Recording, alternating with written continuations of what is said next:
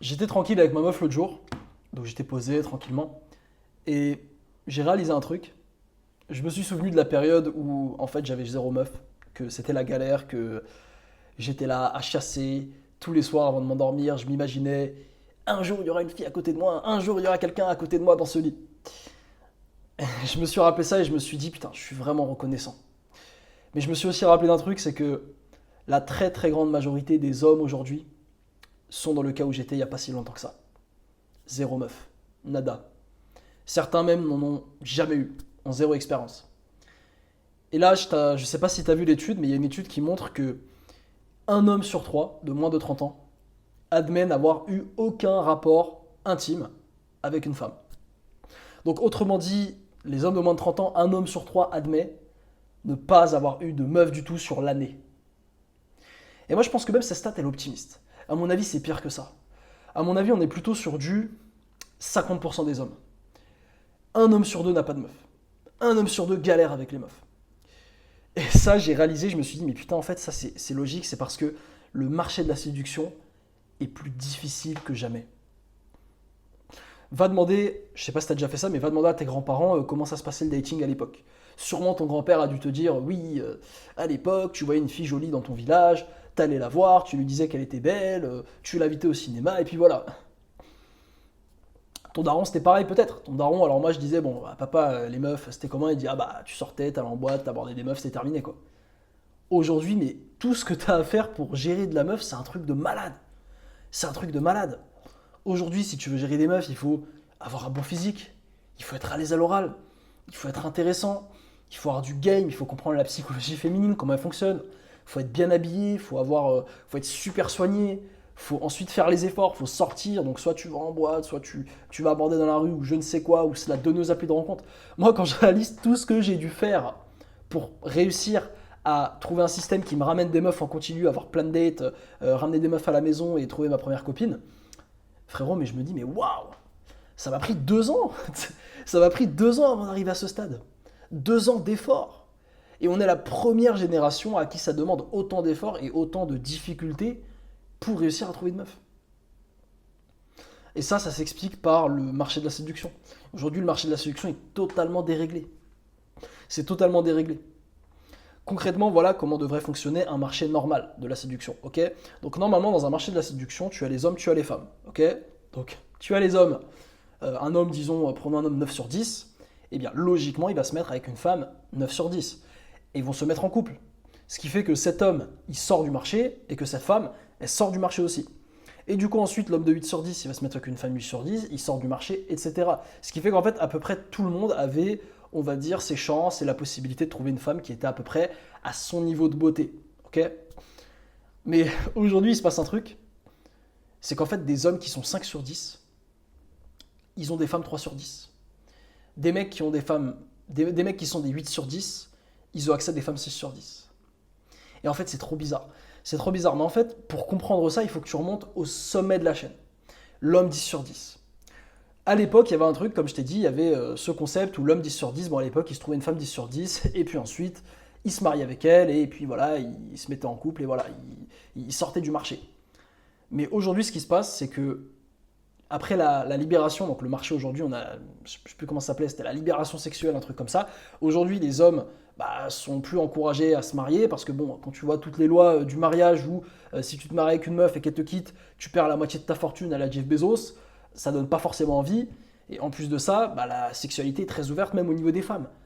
Les femmes aujourd'hui, c'est ok pour elles de se taper 10 mecs. C'est ok. Alors qu'à l'époque, tu te tapais un mec, fallait que tu te maries avec lui. Mais aujourd'hui, c'est plus le cas.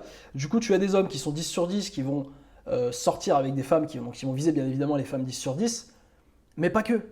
Parce que cet homme-là, vu qu'il ne cherche pas à se marier, eh bien, il va chercher à assouvir son besoin primaire, sa stratégie de reproduction. Nous, c'est quoi notre stratégie de reproduction aux hommes? C'est de disséminer notre sperme dans un maximum de femmes. C'est ça la stratégie de l'époque.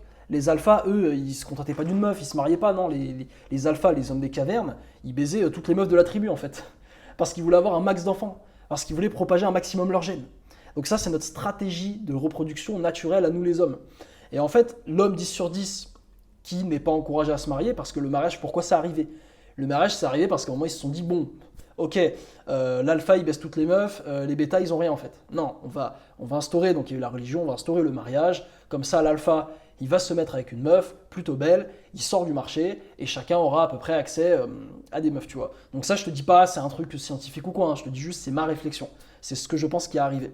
Mais en fait, vu qu'aujourd'hui, on a non seulement la désacralisation du mariage, et en plus de ça, avec toutes les lois, l'État qui a mis son grain de sel dedans, les hommes sont dissuadés à se marier, et bien les hommes qui sont dissuadés à se marier 10 sur 10, et bien qu'est-ce qu'ils vont faire? Ils vont assouvir leur stratégie de dating. Ils vont se reproduire avec plein de femmes. Et plus particulièrement, il va se reproduire avec des femmes qui ne sont pas forcément 10 sur 10, mais il va avoir des rapports sexuels avec des femmes not et 8 sur 10. D'ailleurs, quand je dis se reproduire, c'est avoir des rapports, d'accord? Parce qu'aujourd'hui, on a des moyens de contraception aussi. Ça joue énormément. Donc, à l'époque, un homme, quand il couchait avec une femme, bah, il se dit, bon, bah, il y a peut-être une chance que j'ai un enfant, donc il faut que je fasse gaffe, je peux pas coucher avec n'importe qui. Alors qu'aujourd'hui, un homme 10 sur 10, il peut se permettre de coucher avec une 7. Avec une capote, et il sait qu'il n'y aura pas d'enfant, en fait, derrière. Et c'est ce qui se passe, c'est que ces hommes-là, en fait, ils couchent avec plein de femmes, et notamment avec des femmes qui sont en dessous. Donc, au lieu de se taper que des 10 sur 10, parce que c'est difficile. Voilà, une fille 10 sur 10, les mannequins, bon, même si t'es un mec 10 sur 10, il faut y aller, faut les aborder, elles sont difficiles. Voilà, peut-être qu'elles répondent pas forcément aux messages, etc. Peut-être que c'est pas si simple que ça. Alors que derrière, le mec, il peut se dire, bon, bah, dans mon Insta, j'ai des 7 sur 10 qui veulent coucher avec moi le premier soir, en fait. Pourquoi je vais me faire chier à date la 10 sur 10? Alors oui, le gars, bien évidemment, qui va quand même chercher à date des 10 sur 10. Lui, s'il se marie, s'il se met en couple dans une relation longue, ça sera avec une 10 sur 10 ou une 9 sur 10. Mais le mec, en attendant, vu qu'il est ouvert, il n'a pas dans une relation, bah, il va se taper des 7 en fait, parce que c'est facile. Et en fait, qu'est-ce qui se passe? Si le mec 10 sur 10, il se tape des 9, il se tape des 8, il se tape des 7 notamment. Et bien en fait, c'est des meufs qui, normalement, devraient se taper le 7 sur 10, bah, ne voudront pas, parce que la meuf, attends, elle s'est tapée le 10 sur 10, elle se dit quoi? Elle se dit, bah attends, j'ai couché avec un 10 sur 10. Bah moi, no way. Moi, c'est minimum 10 sur 10, pas plus, quoi. Minimum, le mec doit avoir 1 million par an et un physique de giga Chad. Donc la meuf, en fait, elle a ce qu'on appelle l'inflation de sa SMV.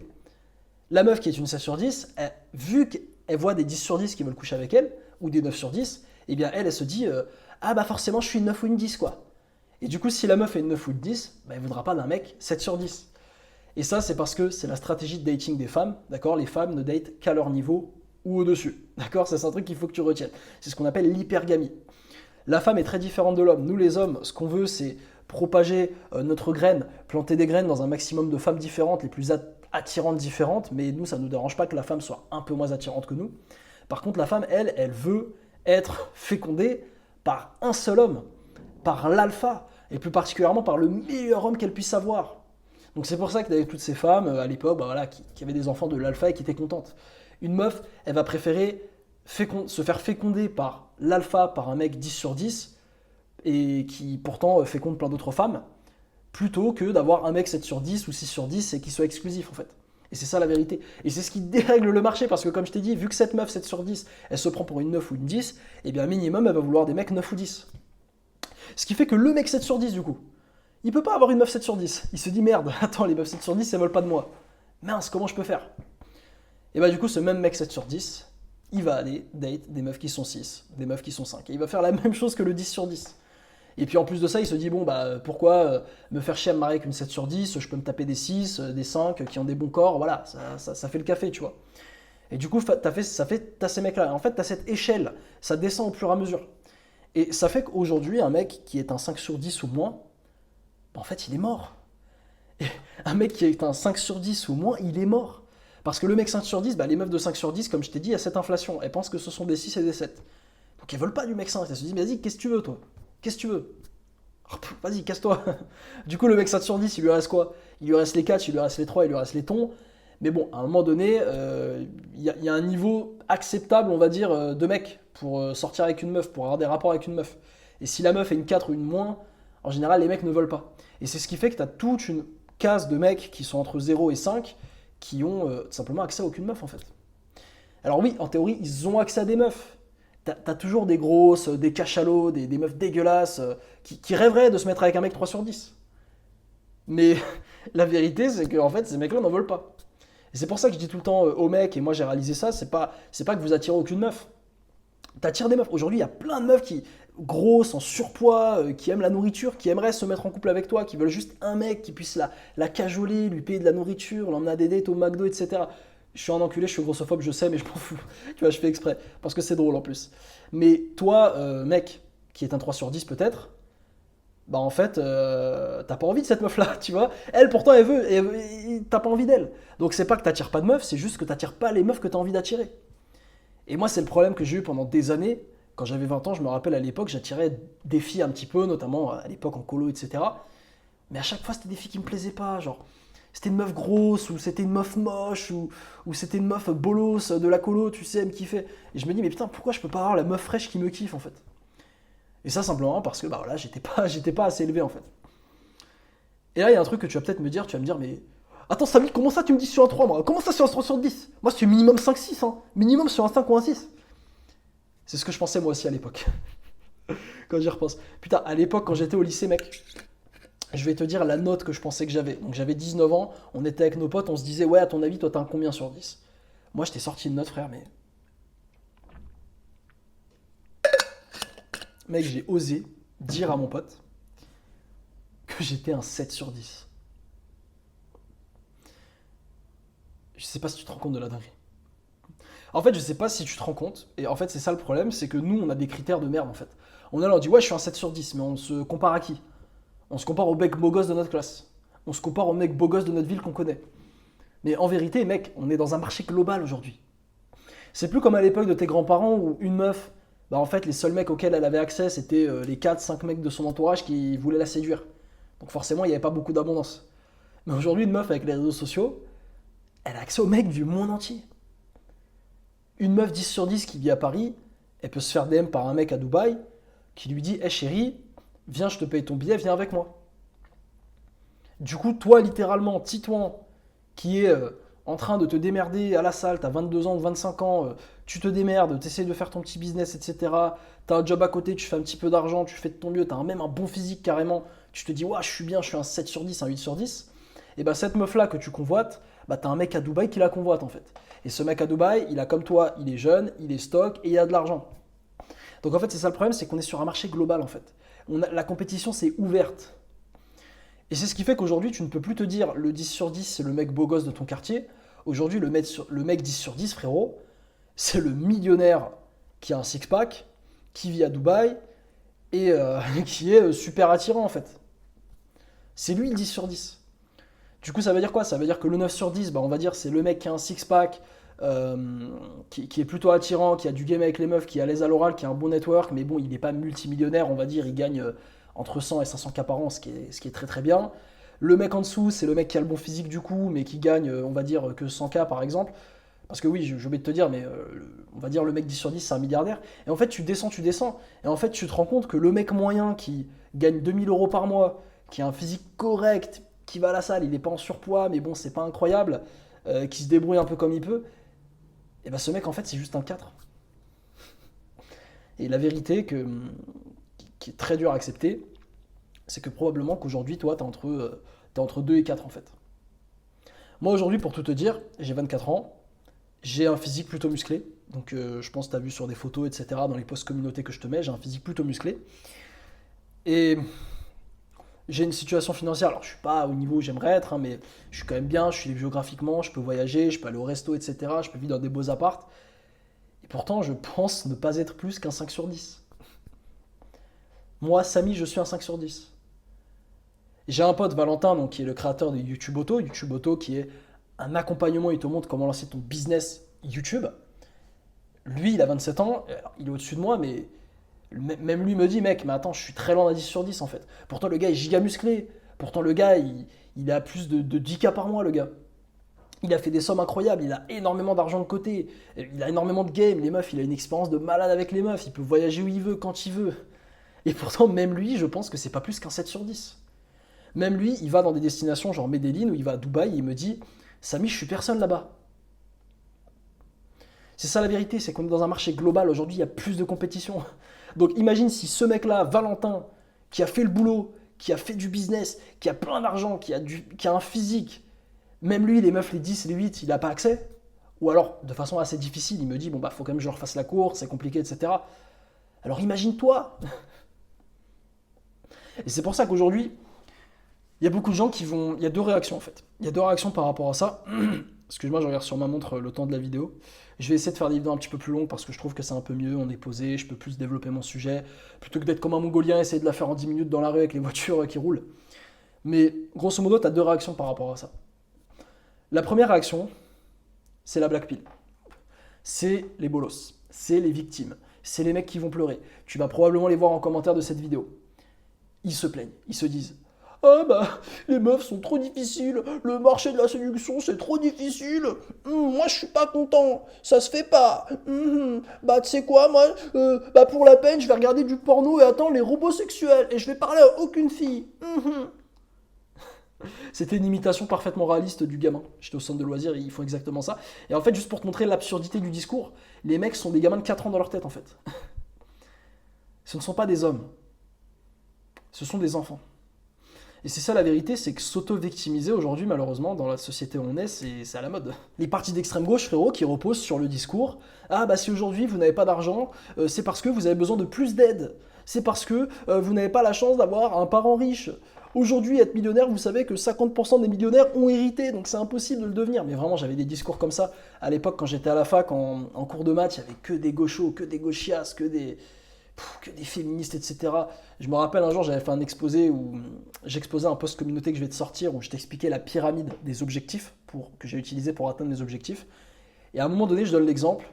Oui, en faisant ça, en répétant un process pendant des années, en y croyant, en ayant l'envie vraiment d'y arriver, eh bien n'importe qui peut devenir millionnaire. Et une espèce de pute qui lève la main et qui me dit ouais, mais comment tu justifies que 50% des millionnaires ont hérité en fait? Comment tu peux te permettre de dire que n'importe qui peut devenir millionnaire? J'avais envie de lui mettre une steak en fait à la meuf. J'avais juste envie de lui mettre une steak. Lui mettre une steak avec ses Rangers, là, ils sont rouges à lèvres dégueulasses. Mais en fait, juste pour te montrer qu'on s'auto-victimise. On se met des plafonds. Et c'est exactement ce que vont faire ces mecs Blackpink, qui vont chialer: oui, le marché de la séduction c'est trop dur. Et les mecs qui vont se réfugier sur des forums, ils vont se dire: ah moi, je suis sur Tinder, j'ai 2 likes. Et t'as un mec qui va lui dire, parce qu'en fait le problème c'est que ces mecs-là, bah, en fait ils sont entre eux et ils s'auto-valident entre eux. T'auras d'autres mecs qui vont dire ah bah moi aussi j'ai eu que 3 likes, c'est vraiment de la merde Tinder. Ah ouais, c'est trop de la merde. Et en fait les mecs se complaisent dans leur médiocrité ensemble. Et sinon t'as l'autre réaction. T'as la réaction des mecs comme moi. T'as la réaction des mecs comme Valentin. Un jour, on s'est posé, on s'est regardé dans le miroir, là j'ai un miroir, on s'est regardé, et on a réalisé: je suis une merde. Je suis une merde. On l'a dit à voix haute: je suis une merde. J'ai un physique à chier. Je sais pas parler à une fille, je suis pas foutu de parler à une fille. Je suis incapable de discuter avec des inconnus, je n'ai aucun flow social. Je ne fais rien de ma vie, je passe mon temps sur les jeux vidéo, je passe mon temps sur TikTok, je passe mon temps à me branler. Je n'ai aucun projet, je ne gagne pas d'argent. J'ai des rêves, je ne cherche même pas à les accomplir. Je suis une merde, et c'est de ma faute. Et c'est normal que les meufs veulent pas de moi en fait, et ça c'est la dernière conclusion, c'est normal. Et la dernière conclusion, la plus importante, c'est bah tu sais quoi? Je vais changer ça. Je vais changer ça. Et moi, c'est la mentalité que j'ai eue à l'époque, quand j'ai eu 20 ans et que j'ai fait ce point avec moi-même et que j'ai réalisé à quel point j'étais une grosse merde par rapport à mes standards. Je me suis dit: ok, tu sais quoi? Il n'y a pas de souci. On va aller à la salle 6 jours sur 7. On va charbonner comme un malade. Et je vais y aller pendant 10 ans. C'est quoi? Je vais pas y aller pendant 6 mois, non, je vais y aller pendant 10 ans. Les meufs, pas de souci. Je serai tellement attirant qu'elles seront obligées de me regarder et limite de me dire d'aller les aborder, quoi.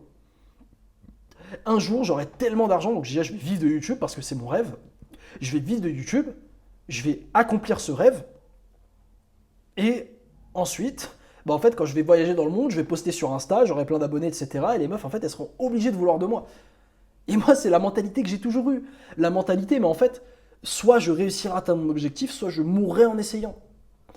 Et encore plus loin, je suis toujours dans la mentalité, je me dis: comment je peux faire pour rendre impossible l'atteinte de mon objectif, la non-atteinte de mon objectif? Qu'est-ce que je peux mettre en place pour que ça soit impossible que Samy il ait 30 ans et qu'il ait 0 meuf? Je l'ai mis en place et aujourd'hui ça me permet, bah voilà, quand je sors avec mon petit bijou, bien habillé, la barbe taillée, je sors de chez le coiffeur, le physique moulé, bah là les meufs me regardent en fait.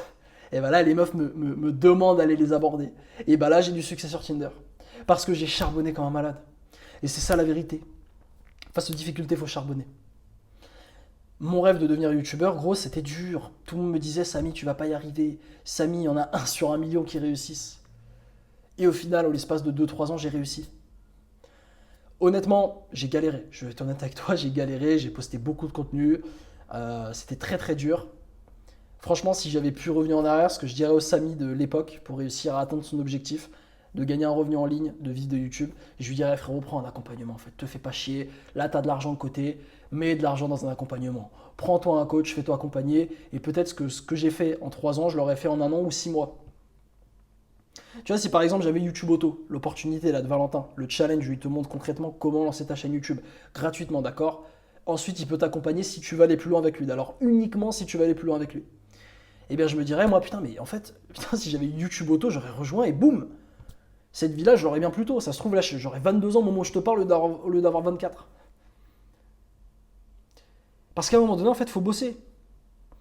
La vérité, c'est que rien ne va changer. Rien ne va changer, frérot. On peut se dire, oui, mais Samy, c'est la faute du marché de la séduction, c'est la faute de Zuckerberg, c'est la faute de Insta, c'est la faute des meufs. Les meufs, un jour, elles se rendront, parce que tu as aussi ce discours. Un jour, les meufs, elles se rendront compte, quand tous les mecs, ils arrêteront de vouloir les dates, bah en fait, elles vont baisser leurs standards, et du coup, nous, on va avoir des meufs. Ça n'arrivera jamais, frérot. Ça n'arrivera jamais. C'est impossible. Une meuf, dis-toi qu'elle préfère rester célibataire, ne baiser personne, plutôt que de se mettre avec un mec éclaté, qui ne l'attire pas. Ça, je l'ai vu avec ma meuf, donc aujourd'hui, je suis en couple avec ma meuf, ça fait à peu près 3 mois qu'on est ensemble. Et elle m'a expliqué qu'avant moi, elle avait fait 1 an et demi où elle a eu aucun date. Enfin, elle a eu 2-3 dates, mais elle s'est pas mise en couple. Elle a couché avec aucun mec. Pendant 1 an et demi. Alors qu'elle a eu des opportunités, c'est une belle femme. Hein. C'est une belle femme, elle est mignonne. Il y a plein de mecs qui l'abordent, je vois des mecs l'aborder à la gym quand je suis avec elle. Et pourtant, 1 an et demi au 0 mec. Et elle m'expliquait, Samy, mais en fait, c'est parce que moi, je suis pas une fille. Parce que bon, t'as des filles forcément qui vont préférer aller en boîte et vouloir combler le vide, etc. Mais vu que ma meuf, elle est sécure, elle m'a dit, Samy, mais moi, en fait, s'il n'y a aucun mec qui m'attire, je préfère rester seul, en fait. Avant toi, j'avais vu aucun mec qui me donnait envie. Et la meuf, elle était prête à faire 1 an et demi, et elle était même prête à continuer comme ça, sans mec. Juste pour te montrer que les meufs ne baisseront jamais leurs standards. À part potentiellement à l'âge de 25-27 ans, où la meuf va se dire, bon, je vais peut-être prendre un mec un peu moins attirant, mais par contre, il faut que le mec il ait une situation financière. Et c'est ça que je veux t'expliquer, c'est que c'est un package. Et c'est pour ça qu'aujourd'hui, tu ne peux pas te laisser distancer. Tu ne peux pas te permettre de ne rien faire. Tu ne peux pas te permettre de pleurer, tu n'as pas une seconde à perdre. Si aujourd'hui tu n'as pas un physique un minimum musclé, un minimum sec, tu es à la traîne. Si aujourd'hui tu ne travailles pas sur un projet, que tu ne veux pas faire un business en ligne, que tu ne cherches pas à gagner un revenu en devenant ton propre patron, tu es à la traîne. Si aujourd'hui tu ne cherches pas à t'améliorer socialement avec les meufs, que tu t'enfermes et joues aux jeux vidéo et copes, tu es en train de perdre ton temps, tu es en train de te faire distancer par des mecs comme moi, par des mecs comme ceux qui ont rejoint YouTube Auto, qui sont en train d'avancer, qui sont en train de te dépasser en fait. Parce que c'est ça, c'est une compétition, frérot. Le dating market, c'est une compétition. Et pour qu'il y ait des gagnants, et c'est ça le truc que j'ai compris trop tard, c'est que pour qu'il y ait des gagnants, il doit y avoir des perdants.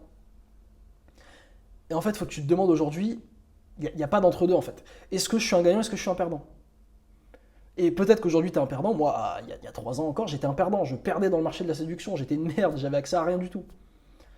Aujourd'hui, je suis passé chez les gagnants. Mais à un moment donné, il faut être capable de se dire, ok, je suis un des perdants. Mais tu sais quoi, je vais tout faire pour devenir un des gagnants. Et je vais travailler comme un malade. Et c'est super simple en plus. C'est là que franchement, tous les mecs qui sont accros aux jeux vidéo, les gars, c'est la même chose en fait. La vie, c'est un jeu vidéo. Tu vois, là, j'ai créé un petit post-it. C'est ma to-do list de la journée. Je fais ça tous les matins. Je note toutes les choses que j'ai à faire. Donc aujourd'hui, il faut que je tourne 4 vidéos, il faut que j'aille faire ma séance legs, et il faut que je range mon appart avant que ma meuf arrive. Parce que c'est pas hyper propre. Et en fait, ça, putain, j'ai fait un bruit étrange. Waouh, infâme, j'espère que t'as pas entendu. Mais ça, concrètement, pourquoi? Parce qu'en fait, ma vie, c'est un jeu vidéo. Tous les matins, je me réveille, j'ai ces tâches à accomplir. Et ces tâches, elles font partie d'un plan hebdomadaire que j'ai. Chaque semaine, il faut que j'envoie 3 vidéos sur la chaîne principale. Il faut que j'envoie 7 vidéos sur cette chaîne. Il faut que j'envoie 7 posts communauté sur les 2 chaînes. Il faut que j'étais 5 fois à la salle. Et en fait, ma vie, c'est un jeu vidéo. Et c'est pour ça que c'est plus facile que tu ne le penses. En fait, c'est super simple, frérot. C'est super cool. Une fois que tu arrêtes de jouer aux jeux vidéo et que tu commences à prendre ta vie en main, tu te rends compte, mais qu'est-ce que c'est cool d'aller à la salle. Qu'est-ce que c'est cool chaque semaine. Moi, chaque semaine, j'ai un nouvel objectif. Soit je gagne une rep, soit je gagne en perf. Et je traque tout. Et en fait, ça fait que ma vie, je l'ai vraiment gamifiée. Ce qui fait que j'ai progressé ces dernières années sans même me rendre compte que je progressais. Frérot, je me lève le matin, j'ai juste envie de me lever. Des fois, il est 3 heures du sbar, je sais que je manque de sommeil, mais je me lève quand même pour aller bosser sur mon business parce que ça me fait kiffer. Je te dis ça juste pour te dire que ça peut être vraiment. C'est pas le oui, grind, souffre, ne lâche rien. Non, ça peut être vraiment plaisant. Ça peut être plaisant de lancer ton business YouTube Auto. Ça peut être kiffant. Tu vas créer des vidéos, tu vas voir. Et puis petit à petit, tu vas gagner de l'argent. Et quand tu auras tes premières sommes qui vont rentrer, ça va être encore plus motivant. Et là, je peux te dire que les jeux vidéo, tu n'y toucheras plus en fait. Ton adrénaline, elle viendra de ça. Et c'est encore mieux ensuite quand tu récoltes la récompense. Parce que frérot, quand je te dis que dès que tu commences à avoir accès aux meufs, mais c'est magnifique. Alors je te dis pas que ça va changer ta vie parce que je t'ai déjà fait des vidéos, ça change pas ta vie foncièrement, mais en fait ça te déleste d'une sorte de pression. Parce que quand t'as pas de meuf, tu es sous pression, tu te dis merde, quand est-ce que je vais avoir une meuf? Mince, j'ai envie de ken. Ah putain, nofap, parce que nofap c'est des mecs qui ont pas de meuf en fait, disons-le. Moi frérot, je pense pas au nofap parce que j'ai ma meuf. Donc tous les mecs qui sont nofap, en semen retention, qui sont là, qui ont le calendrier et tout, c'est important, ça d'accord, c'est très important de garder son énergie, de ne pas être addict notamment au porno. Pour moi le vrai problème c'est le porno, d'accord. C'est très important de virer ses addictions. Mais au final, c'est pas sur le nofap qu'il faut être obsédé. Parce que la réalité c'est que dès que t'as une meuf, en fait tu te dis bon, nofap c'est bien, mais voilà. Et du coup tu réalises, ok, bah en fait le plus important maintenant c'est l'argent. Moi c'est pour ça que j'ai jamais autant bossé sur mon business que quand j'ai eu une meuf. Parce que là, les meufs, je m'en fous en fait. Je pense plus aux femmes. Là où j'étais là, je chassais, ou quand je chassais pas, j'avais toujours cette arrière-pensée, ah les meufs et tout, comment ça se passe, machin. Là, je m'en tape. Je m'en tape. Et ça, c'est parce que j'ai fait le boulot. Donc frérot, il faut que dès aujourd'hui, tu fasses le boulot. Il faut que dès aujourd'hui, je sais pas comment tu t'appelles, mais il faut que tu te dises, moi, aujourd'hui, j'ai 20 ans, je suis une merde, ok, il n'y a pas de souci. Mais tu sais quoi, je vais tout faire pour que le Samy de 30 ans, il ait accès à une abondance de femmes. Je vais tout faire pour me battre sur ce marché, pour ne pas me laisser distancer. Parce que je sais qu'il y a beaucoup de compétition sur le marché. Oui, je ne regarde pas mon téléphone, je regarde la montre, le temps. Mais je ne vais pas me laisser distancer parce que je sais qu'il y a des mecs qui sont en train de me dépasser actuellement.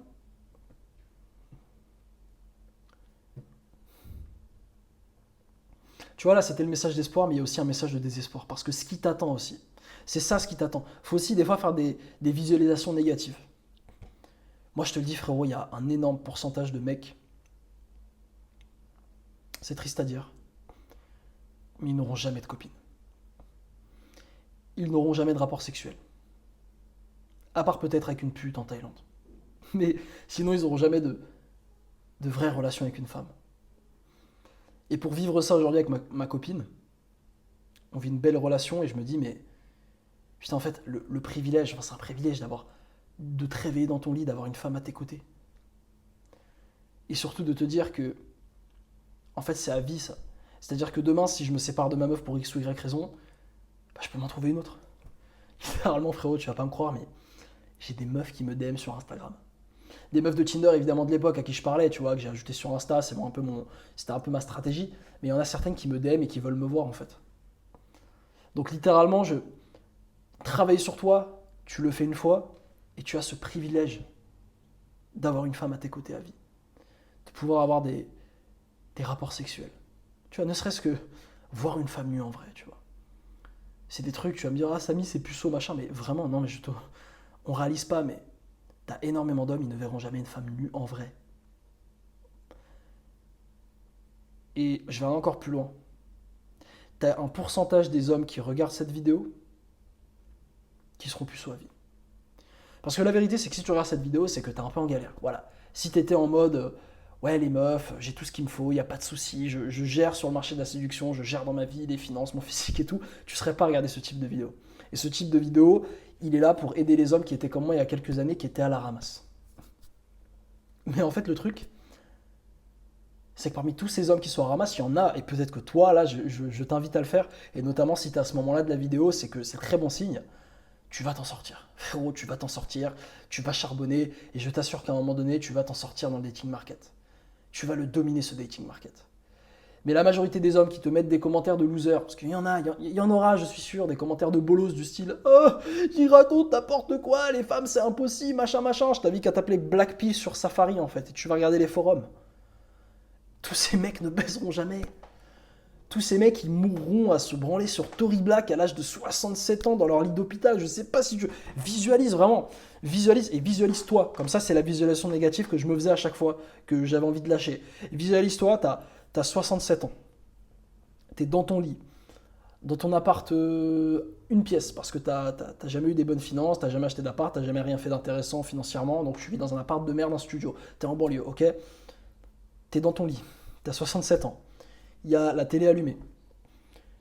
Et là, tu te dis, ah, je me ferais bien une petite branlette. Parce que oui, tous ceux qui disent oui, un homme de 67 ans n'a plus de libido, c'est pas vrai. Regarde Al Pacino, il a un enfant de 90 ans. Donc non, tu as 67 ans, tu te dis, ah, et si je me faisais une petite branlette? Du coup, tu prends ton téléphone ou ton iPad ou je ne sais quoi, tu tapes sur la barre de recherche, Tory Black, lesbienne ou je ne sais quoi. Tu cliques sur la vidéo, tu regardes, tu t'astiques ton sgeg qui n'arrive même plus à bander parce que tu as 67 ans. Oh putain. Tu sais que moi, ça me fait chialer presque de me dire que Samy. Enfin, de voir Samy dans cette situation, ça me fait chialer, c'est inacceptable. Parce que si, n'oublie pas un truc, c'est que on veut avoir une famille. Moi, je veux avoir une famille, moi, je veux avoir des enfants, ça fait partie de mes objectifs, me reproduire, transmettre, être père. Et pour ça, tu as besoin d'une femme. Et c'est ce que beaucoup d'hommes oublient, tous les hommes qui disent oui, je n'ai pas besoin des femmes, je m'en bats les couilles, je ne fais pas ça pour les femmes, vous êtes des bolos. Et ben en fait, ce mec-là, il n'aura jamais d'enfant. C'est ta responsabilité. C'est ma responsabilité. C'est notre responsabilité d'homme de nous battre. La vie, c'est de la merde. La vie est difficile. La vie, il y a des obstacles. Les hommes jouent en mode hard. On est dans Minecraft, on joue en mode hard. On est dans The Last of Us, on joue en mode cauchemar ou que sais-je. Mais c'est pas grave, c'est notre job d'homme de voir, ok, c'est dur, c'est pas grave, on va charbonner, on va charbonner, on va charbonner, et on va pas s'arrêter, et on va y croire, on va être optimiste, pardon. Et après, on va y arriver. Parce que c'est ça la vérité, c'est qu'un homme y arrive. Ça va peut-être te prendre 1 an, ça va peut-être te prendre 3 ans, ça va peut-être te prendre 5 ans, ça va peut-être te prendre 10 ans, ça va peut-être te prendre 15 ans, peut-être 20 ans, j'en ai rien à foutre. Mais à la fin, tu vas gagner. Je t'assure frérot, fais confiance au process. N'abandonne jamais, persévère. Persévère, l'obstacle est la clé parce que tous ces obstacles, toutes ces difficultés, le marché de la séduction qui est bordélique, qui est hyper galère à manœuvrer, frérot, c'est ça qui va bâtir ton caractère. C'est ça qui va faire de toi un homme meilleur, un homme plus déterminé. Et tout ça, tu vas le transmettre à tes enfants. Tu vas pouvoir leur raconter, tu vas pouvoir leur dire papa il a charbonné sur un business pendant 2 ans, pendant 3 ans et après il y est arrivé, après il a fait plein de voyages, mais après il a perdu tout son argent en crypto, mais après il a refait encore plus d'argent, et il a construit son physique, il a rencontré plein de femmes, et il a voyagé dans plein de trucs. Ouah frérot, ce que je vais raconter à mes enfants ça va être insane. Ça va être insane. Et ça c'est parce que j'ai fait le boulot. Donc frérot je te rappelle si tu veux lancer ton business et que tu sais pas par où commencer, tu peux cliquer sur le lien en description YouTube Auto. Et puis sinon, on se dit à la prochaine.